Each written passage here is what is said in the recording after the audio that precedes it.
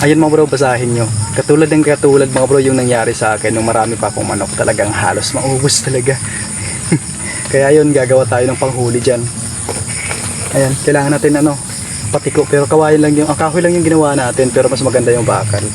Tapos syempre tali, tsaka kawil yung gagamitin natin mga bro. Ayan.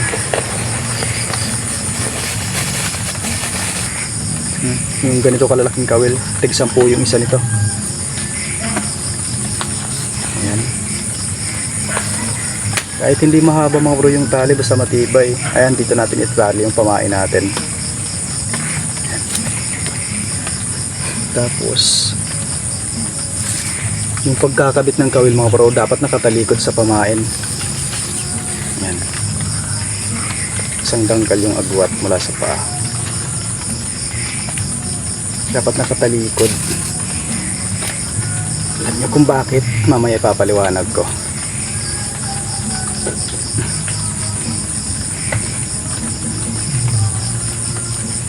Ito yung paglalagay ng kawil. Ayan,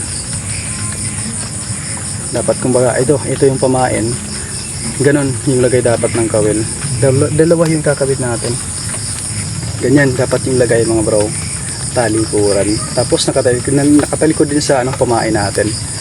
Ayan, syempre kung ano yung pinupuntahan sa kubo, ayun din yung pamain natin. Ito,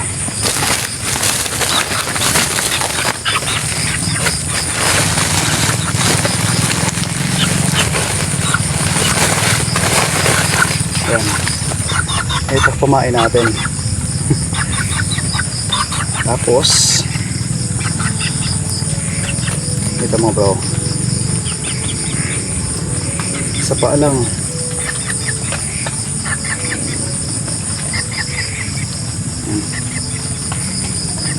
Ayan, ito yung setup mga bro.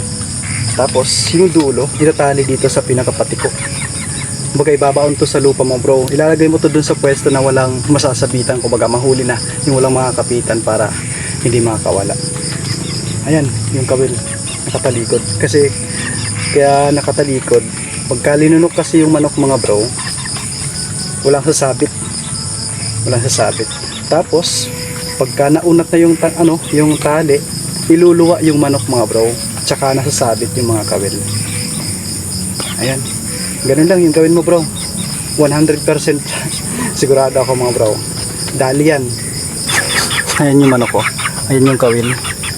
Tapos ayan, ganun lang.